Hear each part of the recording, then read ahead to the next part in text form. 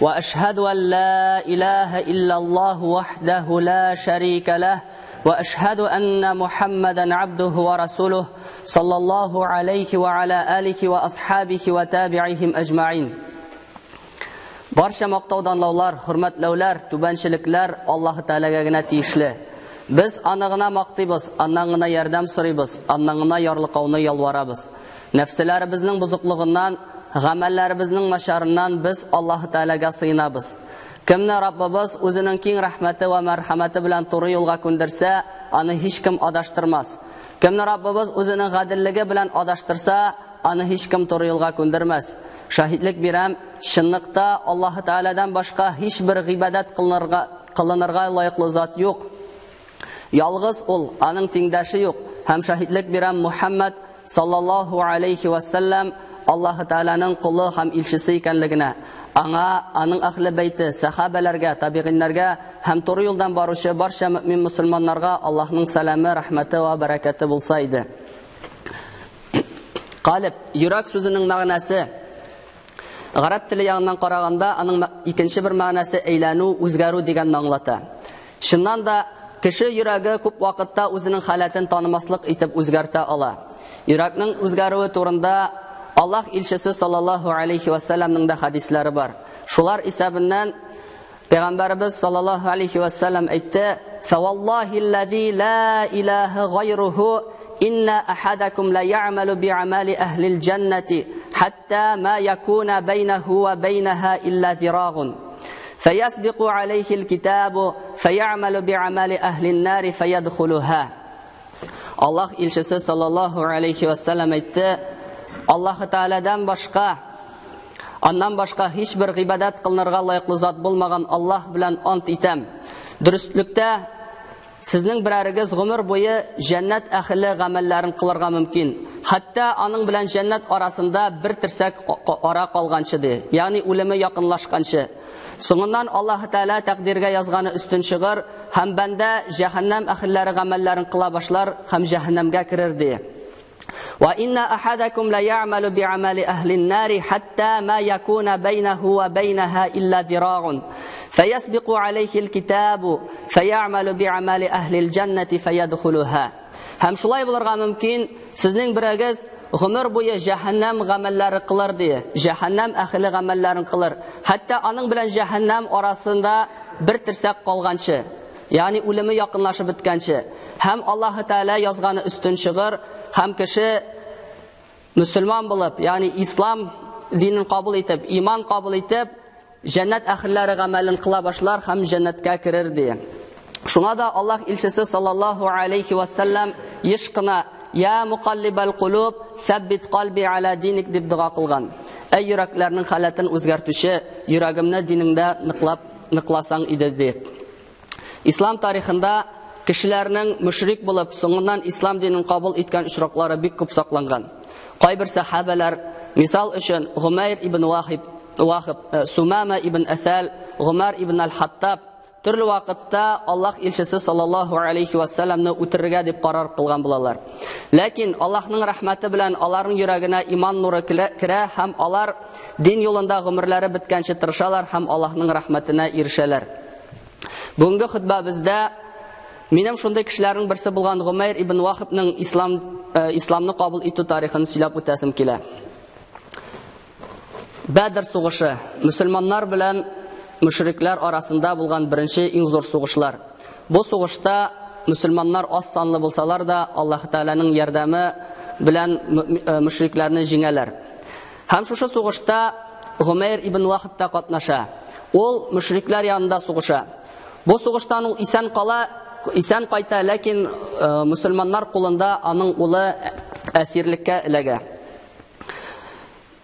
Bir kunni qaytqach shulaytib burshilib yurganda Umayr tavof qilib sinlardan barakat so'rarga deb Al-Haram masjidine yo'nala. Shunda ul Safvan ibn Umayyani ko'ra. Safvan Qurayshlarning oqsoqollaridan bo'la. Eng hurmatli, eng muhtaram kishilaridan bo'la.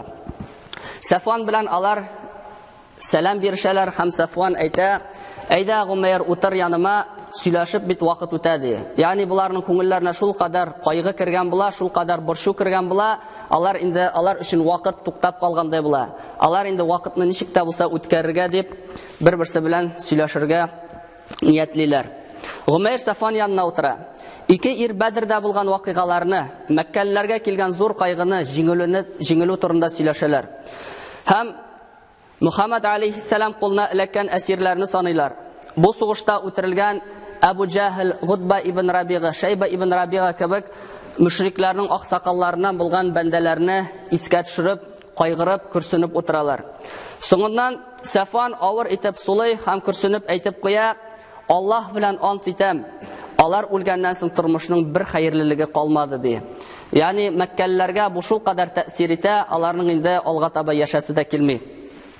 Гомейр Сафанның дөрес әйткәнлеген җүпли.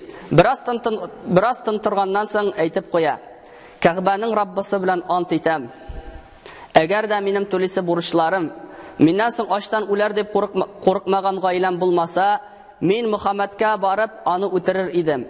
Шуның белән аның эшенә нукта куеп, аның кылган бузыклыгыннан башкаларны имин кылыр идем" дип әйтә. Һәм пышылтап өстәп куя: "Аларның кулларында минем улым Вахиб һәм минем Ясрибка, ягъни Мәдинә шәһәренә баруым берәүдә дә шик уятмаячак" ди. Сафваның билгеле бу форсатны чыкындырасы килми. Һәм ул шунда ук аны куллана. Гомейргә якынайып килә һәм инде пышылдап кына әйтә: "Эй Гомейр, бөтен бурычларыңны минем өстемә йөклә. Гаиләң өчен дә курыкма" ди. "Минем чөнки акчам, минем малым күп. Үземнең гаиләмә дә, синең гаиләңә дә кайгысыз яшәр өчен ди җитерлек булыр" ди. "Син бар ди, үзең ниятләгән әйберне эшлә. Ягъни барып Мөхәммәд ибн Абдулла саллаллаһу алейхи ва салламны үтереп кайт" ди. Гомейр әйтә: "Алайса безнең бу сөйләшүне яшер, аның турында бер кешегә дә сөйләмә" ди. Һәм өенә тиз генә кайта, кылычын әзерләй, кылычын өстенә ул агу сылый һәм инде яшен рәвештә Мәккәдән Мәдинәгә таба юл тота. Бу вакытта Гомейрның йөрәге тулы Пәйгамбәрбез Мөхәммәд саллаллаһу алейхи ва салламга карата нәфрәт була. Ул аны шул кадәр нык тиге үтерәсе килеп, шул кадәр нәфрәтләнеп чыгып китә. Ул инде узак ансан инде Аллаһ Тәгалә генә белә, узак бара микән, тиз бара микән, көннәрнең бер көнендә ул Ясриб шәһәренә, Мәдинә шәһәренә килеп җитә.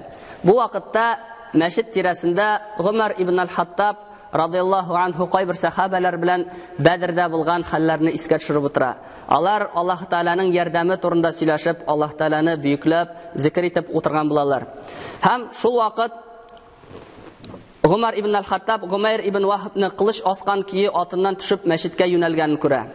Гомарны Аллаһ илчесе өчен курку баса һәм ул әйтә: "Бу эт Аллаһның дошманы Гомейр ибн Вахиб. Аллаһ белән ант итәм, ул бары тик бузыклык эшләргә генә килгән. Моңа кадәр Мәккәдә безгә каршы мөшрикләрне котыртты, Бәдргә кадәр шпион булды." Һәм инде иптәшләренә мөрәҗәгать итеп әйтә: "Барыгыз Аллаһ илчесе саллаллаһу алейхи ва саллям янына, аның янында булыгыз. Бу мәкерле кабахат бузыклыгыннан саклагыз аны" ди. Һәм инде үзе дә Расулуллаһ саллаллаһу алейхи ва саллям янына юнәлә. Һәм инде килеп керү белән әйтә Гомар ибн аль-Хаттаб радиллаһу анһу Пәйгамбәрбезгә саллаллаһу алейхи ва салламга: "Эй Аллаһ илчесе, бу Аллаһ дошманы Гомейр ибн Вахиб кылыч асып монда килгән. Һәм минем фикеремчә ул бары тик бузыклык таратырга гына килгән" ди. Пәйгамбәрбез саллаллаһу алейхи ва саллям исә Гомарга Гомейр ибн Вахибны аның янына кертергә куша. Гомар ибн аль-Хаттаб Гомейрны якасыннан тота, муенын кылычының бавы белән кыса һәм Аллаһ илчесе саллаллаһу алейхи ва саллям янына Истрап дигәндә алып китә. Беләбез, Гомар ибн аль-Хаттаб бик көчле ир-ат була. Шунлыктан инде аңа буны эшләү кыен булмый. Пәйгамбәр саллаллаһу алейхи ва саллям бу манзараны күргәч, инде Гомарга ибн Вахибны җибәрергә куша. Һәм инде үзе дә Синан кырыннан да китте. Гомар Пәйгамбәр саллаллаһу алейхи ва саллямның әмрен үти, ерагая Гомейрдан. Пәйгамбәр саллаллаһу алейхи ва саллям исә Гомейргә таба бурыла, алар бер-берсенә сәлам биршәләр, һәм инде Аллаһ илчесе саллаллаһу алейхи ва саллям аннан сорый: "Сине монда нәрсә китерде?" дип. Гомейр җавап бирә: Мин сезнең кулыгызда булган әсирне, ягъни улымны, бәлки җибәрсез дигән өмет белән килдем ди. Аллаһ илчесе саллаллаһу алейхи ва саллям әйтә: "Абу муеныңда иленгән кылыч ни өчен соң алайса?" ди. Гумайр әйтә: "Аллаһ аларны кабахат кылсын, әллә алар безгә Бәдердә ярдәм итә алдымы?" ди. Ягъни кылычның бернинди зыяны да юк. Без сезгә кылычланган, яхшы киенгән булсак та, Бәдердә без сезгә җиңелдек ди. Ягъни аның бернинди зыяны да юк дип әйтергә тели. Аллаһ илчесе саллаллаһу алейхи ва саллям әйтә: "Дөресен әйт, Гумайр, ни өчен килдең син монда?" ди. Гумайр әйтә: "Мин бары тик шуның өчен генә килдем." Соңыннан инде Аллаһ илчесе саллаллаһу алейхи ва саллям Гумайрга ни өчен килгәне турында хәбәр итә. Син Сафван ибн Умайя белән Хижр тирәсендә утырдың. Калиб куесына ыргытылган Курайшиларны искә алдыгыз. Соңыннан син әйттең: "Әгәр минем түлисе бурычым һәм гаиләм булмаса, мин әлбәттә Мөхәммәдкә барып аны үтерер идем" дип. Һәм инде Сафван ибн Умайя син мине үтерсен өчен синең бурычларыңны һәм гаиләңне үз өстенә алды. Аллаһ бу әйберләрнең тормышка ашуына кымаучалады ди. Ягъни Аллаһ Таала Пәйгамбәр саллаллаһу алейхи ва саллямга инде алдан ук хәбәр итеп куя. Монда инде без күрәбез Пәйгамбәр саллаллаһу алейхи ва саллямның батырлыгында. Аңа инде Аллаһ Таала хәбәр иткән булса да, кылыч тотып, кылычына агу сылап, кеше аны үтерергә килә. Пәйгамбәр саллаллаһу алейхи ва саллям инде Гумар ибн аль-Хаттаб аны буып тоткан булса да җибәргә куша. Монда инде Аллаһ илчесе саллаллаһу алейхи ва саллямның батырлыгын күрәбез. Гумайр шушы сүзләрдән соң тын кала. Соңыннан әйтә: "Шәһадәт кыламын ки, син Аллаһ илчесе" дип. Соңыннан өстәп әйтә: "Син безгә алып килгән күктән ингән хәбәрне без моңарчы ялганга чыгара идек. Сиңа ингән вахигә ышанмый идек. Ләкин безнең Сафван белән икебез арасында булган сөйләшүне минем белән аннан башка берәү дә белми иде. Аллаһ белән ант итәм, мин ныклап ышандым аның Аллаһтан икәнлегенә." Ягъни сиңа бу турыда Аллаһ Таала хәбәр иткән һәм мин ныклап ышандым синең ялганчы түгел икәнлегеңә. Мине туры юлга күндерер өчен синең яныңа җибәргән Аллаһ Таалага мактаулар булсын ди. Монда инде Аллаһ Тааланың хикмәтен күрәбез. Бәндә кеше пәйгамбәрне үтерергә дип чыга, ләкин аның шушында йөрәге үзгәрә. Йөрәге асты өскә килә. Әле генә ул мушрик иде, хәзер инде аның йөрәгенә иман үтеп кирде. Соңыннан ул шәһадәт кәлимәләрен әйтә һәм ислам динен кабул итә. Аллаһ илчесе саллаллаһу алейхи ва саллям сахабаларына: "Кардәшегезгә динен өйрәтегез" дип әмер бирә. Аңа Коръәнне өйрәтегез һәм әсирен ибреккә җибәрегез дип өстәп куя Аллаһ илчесе саллаллаһу алейхи ва саллям. Бөтен мөселманнар Гумайрның ислам динен кабул иткәненә бик нык сөенәләр. Гумар ибн аль-Хаттаб исә әйтеп куя: "Гумайр ибн Вахаб пәйгамбәр янына килгән вакытта минем өчен дуңгыз аңа караганда сөеклерәк иде" ди. Бүген исә минем өчен ул кайбер улларымнан кадерлерәк ди. Гумайр ислам гыйлемнәре белән җанын паклап, йөрәген Коръән нуры белән тутырганда, Мәккә турында, анда булган кешеләр турында гел онытып бетерә. Бу вакытта Сафван ибн Умайя үзенең күңелен өметләр белән юатып йөри. Курайшлар җыелышыннан үткәндә ул әйтеп куя: "Узакламый сезгә киләчәк Бәдер вакыйгаларын оныттырачак бик хәбәр белән сөенегез" ди. Ләкин Гумайрның узак кайтмавы Сафванның күңеленә шик кертә. Бер көнне шулай бер җайда килеп Сафванга Гумайр ислам кабул иткән дигән яңалык белән сөендерә. Бу хәбәр Сафванга яшен суккандай тәэсир итә. Чөнки ул җир йөзендәге бөтен кеше дә исламны кабул итсә дә, Гумайр дингә килмәс дип уйлый торган була. Ягъни шул кадәр кире биткән кеше була бу. Шул кадәр инде күңеле аның каралып биткән бәндә була. Бер соңгы кеше ди кабул итсә дә, Гумайр кабул итмәс иде ди. Шундый дәрәҗәдәге кире биткән бәндә була. Гумайрга килгәндә, ул Коръәннән җиңел булганын ятлый, диненең асылын аңлый башлый. Шуннан соң Аллаһ илчесе саллаллаһу алейхи ва саллям янына килә һәм әйтә: "Эй Аллаһ илчесе, күп вакыт мин Аллаһ нурының, ягъни ислам диненең таралуына кымаучаладым. Исламны кабул иткән кешеләргә мин күп авырлыклар китердем. Хәзер исә мин синең миңа Мәккәгә кайтып Курайшиларны дингә чакыруны рөхсәт итүеңне телим. Ни гүзәл эш булыр, әгәр минем аркылы динне кабул итсәләр. Минем чакыруымнан баш тартсалар, элек Аллаһ илчесенең сахабаларын яфалаган кебек, мин дә аларны яфалармын" ди. Аллаһ илчесе аңа Мәккәгә кайтып дин таратырга рөхсәт бирә. Һәм Мәккәгә кайткач та Гомайр Сафван янына юнәлә һәм әйтә: "Әй Сафван, син Мәккә аксакалларының иң акыллы кешеләренең берсе. Син ничек уйлыйсың, сезнең ташларга табынуыгыз, аларга курбан чалуларыгызны дин дип атау акылга сыямы? Мин үзем Аллаһтан башка гыйбадат кылырга лаеклы зат юк, Мухаммад аның илчесе дип шәһадәт бирәм" ди. Шушы сүзләрне әйтеп ул чыгып китә. Һәм инде Гумайр ибн Вахаб радиллаһу анху аркылы бик күп кеше ислам динен кабул итә. Сафванга килгәндә, киләчәктә ул да мусульман була һәм инде яхшы мусульман булып бу дөньядан мәңгелеккә күчә. Инде шушы мисаллардан гына күрдек без, Аллаһ Тәгаләгә бернинди кыенлык тудырмый кешенең йөрәген үзгәртеп куюы. Кеше бүген мусульман булырга мөмкин, иртәгә ул диннән чыгып китәргә мөмкин. Кеше бүген мушрик булырга мөмкин, кафир булырга мөмкин, иртәгә ул дингә килергә мөмкин. Шуңа инде Аллаһ Тәгалә һәр барчаларыбызның да күңелләрен аның динендә ныгытса иде. Существительное «калб», сердце, в арабском языке происходит от глагола «калаба» – вращать, поворачивать, изменять, превращать. Поэтому слово «калб» означает не только сердце, но и вращение. Также означает переход из одного состояния в другое. Пророк, саллаллаху алейхи вассалям, сказал: «И клянусь Аллахом, помимо которого нет иного Бога, поистине, любой из вас может совершать дела обитателей рая до тех пор, пока не окажется от рая на расстоянии всего лишь одного локтя. После чего сбудется написанное ему на роду, и он станет совершать дела обитателей огня и войдет в огонь.